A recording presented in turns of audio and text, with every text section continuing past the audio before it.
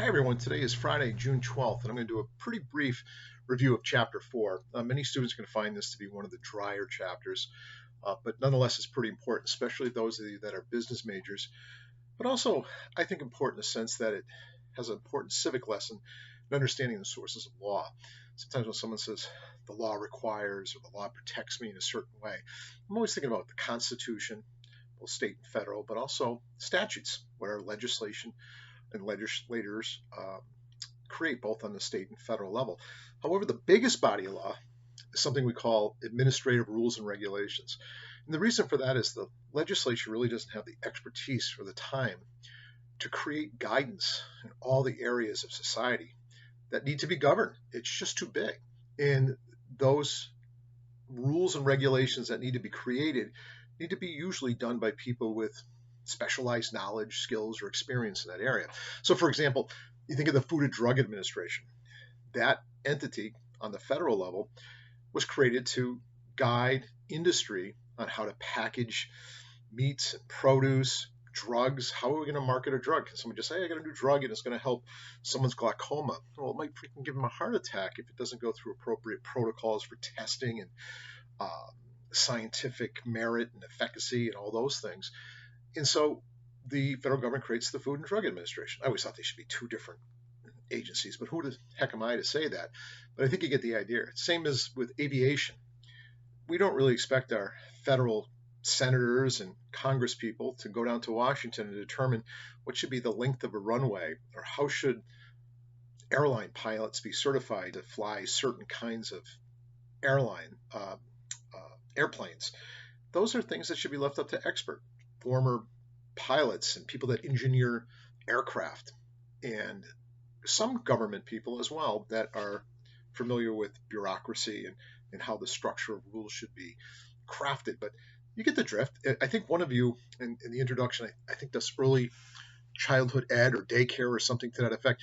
That's one where I think of there's tons of regulations. I can't remember the regulatory body. I don't know if it's the Department for Children and Families or if it's the education department on the state level, all kinds of requirements, how many kids you can have in the home, what the licensed daycare provider has to do to become licensed. Do you have to know CPR and first aid? Do you have to take certain classes? All of those things are guided by regulations. I think of people in foster care, for example, the foster care parents. You want to become a foster care parent, there is a ton of Massachusetts as well as federal regulations, both state and federal. This is that federalist system we have where we have overlapping and congruent sets of regulations come up. Who can be a foster parent? How many foster children can be in a foster time?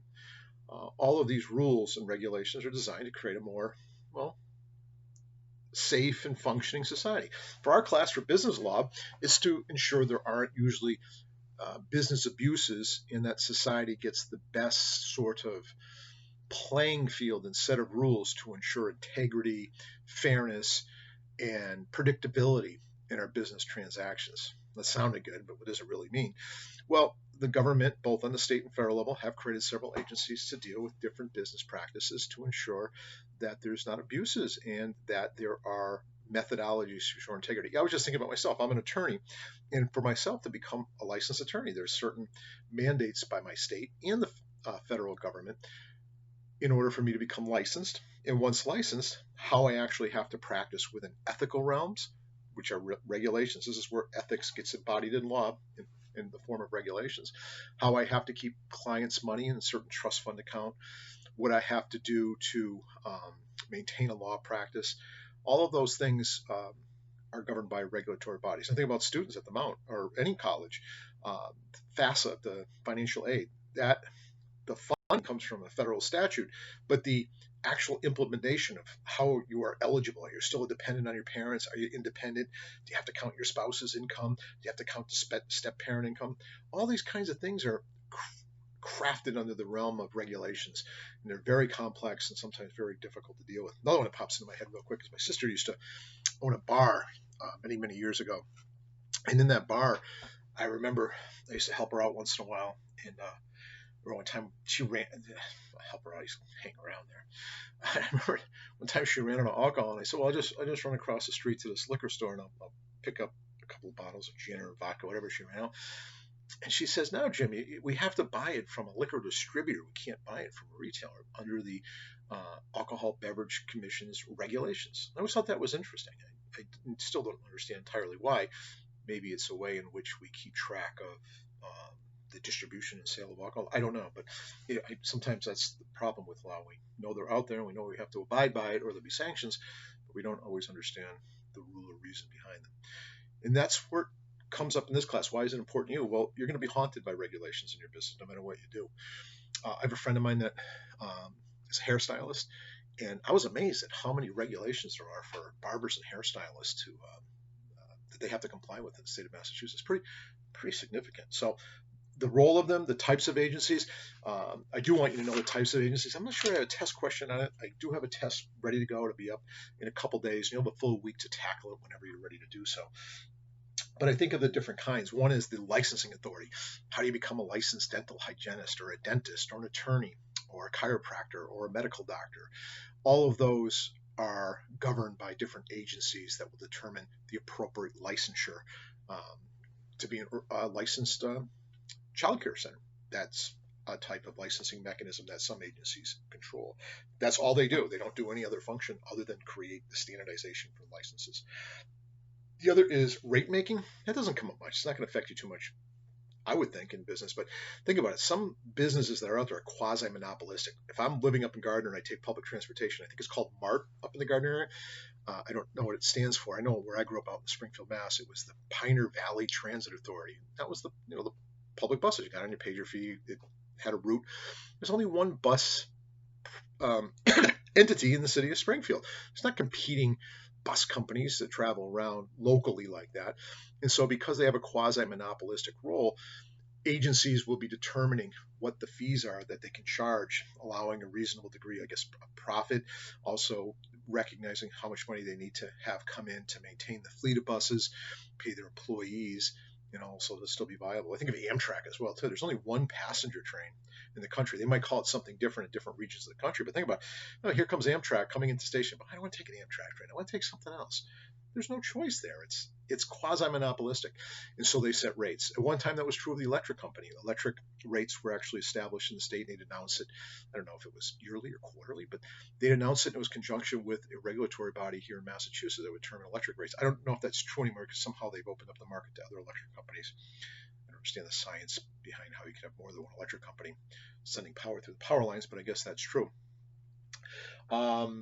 But cable, believe it or not for HBO and those kinds of other entertainment channels, but in terms of the community rate of what you'd pay for basic, usually is controlled by your local community, and your community determines through bidding. There's going to be charter, or is it going to be one of these other, I can't think of all the other cable companies out there, but they have to establish a rate, and the local cable commission will create rules for the amount of money they can be charged. Very narrow. It's not going to come up for most of you guys out there in practice. But the other one is the power over business practices. That's the big one. I just thought of another one. A friend of mine's a long-range truck driver, and he was telling me how the unbelievable amount of regulations in terms of length of mud flaps on a truck, the different kinds of classes of trucks you might be able to drive with a certain kind of license, how many hours they can be on the road consecutively before being off the road and have to keep a log. Incredible amount of regulations for truck drivers. And that is about to make sure the public is safe, make sure that actually the drivers aren't abused and they're protected in terms of their health and security. And there's a lot of them out there. Now, many people in business will say, I'm really outraged at how this regulation, make sure it's a regulation, not a statute, not a constitutional principle, not a local municipal ordinance, which they call baby statutes, but an actual regulation that comes from a regulatory body. Get upset. I don't like how this applies to me. I want to challenge it. And you can't challenge it that it's somehow making life difficult for you. You have to challenge it on that it's either a violation of a statute, because the hierarchy of law is that the Constitution is the supreme law of land. You can't create some principle that violates that, or it's null and void. It's unconstitutional. But the next is statutes. And so if a regulation, which is lower than statutes, violates a statutory principle, the regulation will be null and void. And so that's one way of challenging it. Say this regulation, this entity, this regulatory body tried to create actually violates a statutory principle. It would be considered to be against legal authority, and so we can shoot it down that way. That's somewhat rare. What's more likely to be a valid challenge, if you should be so fortunate to have a valid challenge to try to shoot down an administrative regulation, would be that they didn't have that authority. They went beyond the scope of their authority. Usually these regulatory bodies have kind of a narrow niche, that's where their power base is, and they have a scope of authority. They can create regulations in that realm. But like any entity that you seem to give power to, they seem to want to go beyond that and run or dictate authority in tangential areas or sometimes completely unrelated areas. And that's probably the most common challenge, that they went beyond the scope of the regulatory authority. The last one is that whenever an agency wants to propose a rule or regulation, means the same thing, they can't just do it. They have to have what's called notice and public comment period. Sometimes they have open hearings where you can go and attend and get up to the microphone and say, hey, I'm a fisher person down in New Bedford. These new fishing regulations and how my nets are cast out into the ocean is going to basically bankrupt the business, and it doesn't do anything to help wildlife, and it's just going to be an arbitrary and capricious standard. Please don't pass this. Well, we hope that if there's enough pushback or participation in that notice and comment period, maybe the administrative body will listen to it and say, you know what, we do have to amend this. We have to go in a different way. It's not going to serve the best interest of the people, the Commonwealth, or if it's on the federal level, the nation, or maybe even the world, let's hope. That doesn't mean they have to listen to you. In fact, as long as they comply with the notice and comment period and allow enough people to write in their comments, their objections, their in favor of, against it, and the same if they have a public one where you're allowed to go and speak in an open forum, everyone can come in and be against it. If they have the power that was granted to them to create such a regulation, they can do it. But you can imagine that if there's enough political pressure brought to bear, our legislatures might well intercede and pull back the regulation. Because remember, statutes are higher than regulatory authority. So in effect, if the legislature wants to curtail what's being done by an administrative body, they might well be able to do it. So we hope through the notice and comment period that there will be some sort of democratic process in it, even though it's not truly democratic. But it's public, it's out in the open, and sometimes when you shed light on things, it sheds the truth on the merit of something. And these administrative bodies, I do think, react to some degree if there's a great deal of outrage over proposed regulation. Not always. There are some things I do want you to know about besides these regulatory agencies, other than many of you are, I think there's a gentleman in the class that's exactly the same age as me, so you'll know who I'm talking about. This guy named Rodney Dangerfield. And his catch line, he was a comedian, his catch line was, I get no respect. And that's what I think about regulations. It's the biggest authority out there. It permeates our life in every way, shape, or matter of fact, my car is expired, not my registration, but my inspection sticker. And because of this COVID thing, I don't know if the gas stations are open. I guess I kind of forgot about it. Or I shouldn't call them gas stations, garages. And I start thinking right away, wow, look, so many things in my life are governed by regulations. It's not a statute, it's a regulation. And Registry of Motor Vehicles has thousands of regulations on whether your vehicle has to be inspected, whether it has to be admissions, whether it's beyond a certain amount of years, I believe, before the admissions are no longer applicable, whether you have to have a cracked windshield repaired if the crack is a certain size. Those aren't in statutes, certain regulations. Haunt us everywhere. But antitrust law, I do want to talk about just briefly. I mean, this is kind of more of an intellectual pursuit. I'm going to maybe have one little test on it. But there's a time in our country's history where businesses got so powerful that it put a chilling effect on competition. And that was viewed, and still probably is viewed today to some level, to be hurtful to society. If one company only can make computers in our nation, they might be great computers, but you can see the lack of competition and the lack of ability to enter into the industry because they control everything and monopolize everything might be detrimental to our economic, access, for lack of a better way of saying it off the cuff, because this isn't rehearsed. I do this kind of ad lib. And so the big one's the Sherman Act. The Sherman Act was trying to break up these large oligarchic businesses that were too powerful and monopolistic and not allowing the competition, and also not giving consumers competitive pricing.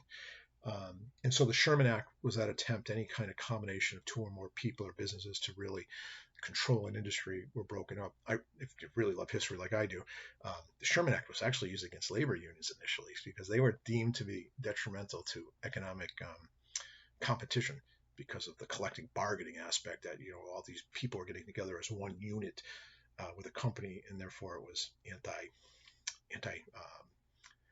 free trade, if you will, or anti-economic openness, and it was used as an anti-union thing for a long time.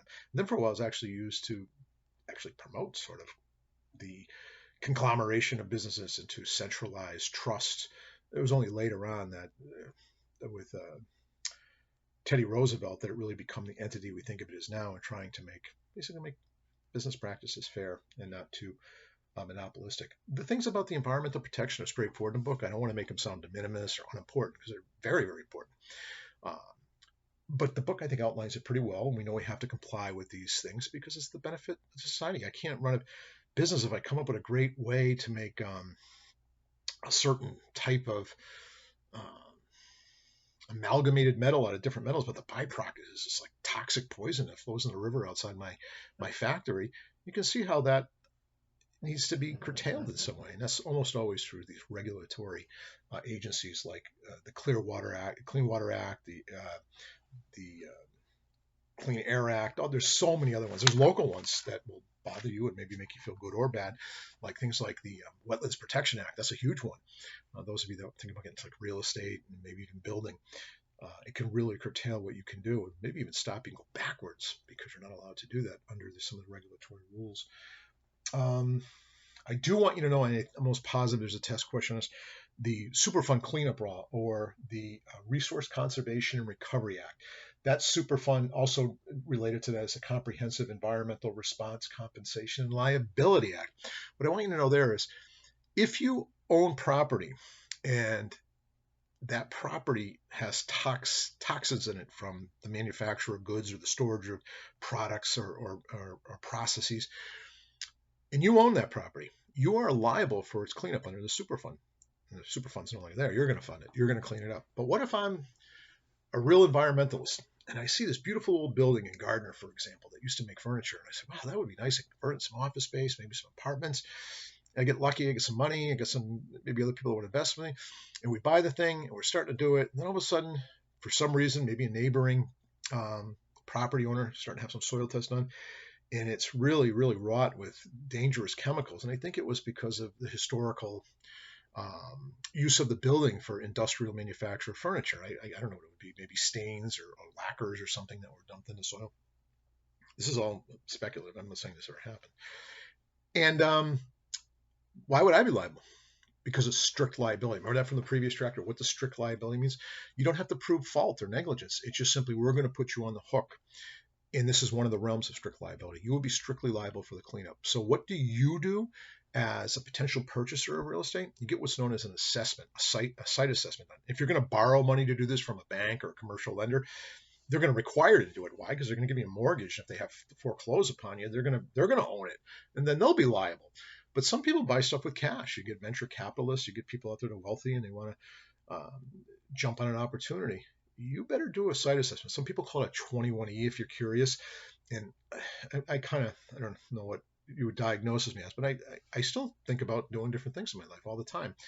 And one of them was I saw a gas station that was also a hardware store. It had a kind of a country little feel to it, and they even sold a little bit of food. And I had an apartment above the building that was there, and just a couple of gas pumps. And I found out it was being sold, but it wasn't being aggressively marketed. And I approached the owner, and I had a couple lunches with him, and I was thinking about buying it. And great guy, probably one of the most honest people I've ever met in my life. And we're talking about money and it's going to be, and I'm starting to think maybe the numbers might work. I don't know. But I'm thinking, what the hell do I know about owning a gas station, convenience store, little hardware store? Nothing. But I do know enough to say, like, well, it's a gas station. I better get a 21E assessment done. So I said, I told him, I said, let's want to split the cost on a 21E assessment. You pay half, I pay half, because they're very expensive. He says, oh, I got good news. I already get it done. I said, great. So I expected it to be clean and wonderful, and the soil was heavily contaminated with petroleum. And there was an order from the federal government and state government to remove a bunch of the soils and have new soils put in. And if the gas station was going to continue, new tanks would have to be put in as well. And there's a cost estimate of $gazillion. I don't know what it was. And I said, I think I'm going to take a pass on this one. But you can see how, in business, that's what you want to do. You want to plan for potential contingencies, right or wrong. Great guy. He did end up selling it. I still see him in town quite a bit. And Nice fellow. It's just an interesting thing. It does come up quite a bit. It doesn't come up too much in buying a house, but there's similar principles with buying homes too. But the 21E is about something that might have been. They do an initial assessment, say, hey, this property was always just woodlands. We don't have to go further with the test, and it's a minimal fee for that first stage of the assessment. But what if it was a factory or a tannery or some kind of mill or something? Then they're probably going to recommend, based upon the historical use, to do these things called drill pit assessments. I'm probably saying the wrong language, but then they really get down into the flow of the water under the earth and the soil, and then they can tell you whether or not it's safe or not. That doesn't protect you. Remember, so the test question that most of you are curious about: who's liable for the cleanup of dirty property or polluted property? The current owner, the party that polluted the action, because we're going to hold the wrongdoer certainly accountable, but also the previous owner. Why? Because we're less concerned about who's going to pay than that it's going to be cleaned up and the environment is going to be protected. That's the rationale behind it. But it's scary, a scary area of law. Protection from liability, and that's the question, I think. How do you protect yourself liability by potentially buying something that might have toxicity in either the asbestos, whatever it is? You get site assessments done, and you have experts look at it to make sure that it is not going to hurt you that way financially down the road. Banks will always make you do it anyways, but if you're going to try to do it with cash. Chapter's pretty straightforward, pretty boring. I should have took 22 minutes to do it. I apologize for that, but I tend to go on and on forever. I don't think there's a ton of test questions on it. Chapter 5 is, hey, we're going to start contract law. Now, some of you are going to say, hey, it's turning point, and it will be for some of you. Really, I think, like it if you're a business person. But it's also very practical, too. When am I in a binding contract and all that kind of stuff? I'm probably going to trunk it out in smaller videos because I keep hearing a lot of, not from you guys, everyone's saying I like the videos. Whether you do or not, I don't know, because I know it's hard to tell someone they don't like it. But I am going to try to keep segments down to 10 minutes moving forward. So the next one on chapter 5, I'll probably do a segment just on offer and how long the offer exists and the rules around offer. And I'll do a portion on acceptance and things like communication. All those things will be broken down into smaller videos so you don't have to sit there and be bored to death and zone out. See you soon. Have a good weekend. In the test, again, I'll also put a note up on Blackboard. I'll post it right now probably, and I'll leave it up for a good solid week. The first assignment's not even due to the 14th. I wouldn't take the test until I got some feedback on my homework, but that's up to you guys. And please, feedback, any concerns, anything you'd like to see differently. And when you do take the test, always say, don't be afraid of this. Say, I got 3 wrong. I thought I got it. This happened to me once. I got 3 wrong, Corman. I don't know what the hell happened. I really thought I knew this stuff. And then I got a couple other students saying, I got 3 wrong. And I looked, and it was a multiple choice question, and I put in Blackboard the wrong response. The answer was B, and I put C. 90% of the class got it wrong because I had it wrong. Don't be afraid to speak out. And I do give credit when a student says, geez, I really thought I understood a number 7. And I'll have a discussion with them either on the phone or email going back and forth. And I realize they really do understand the concept. They just didn't understand the wording and the way in which I either had a response or the question itself. Don't be afraid, because you want to understand this stuff. Nobody cares about what you did on the test. What you care about is the basics of business law. And so have a good weekend. Talk to you soon.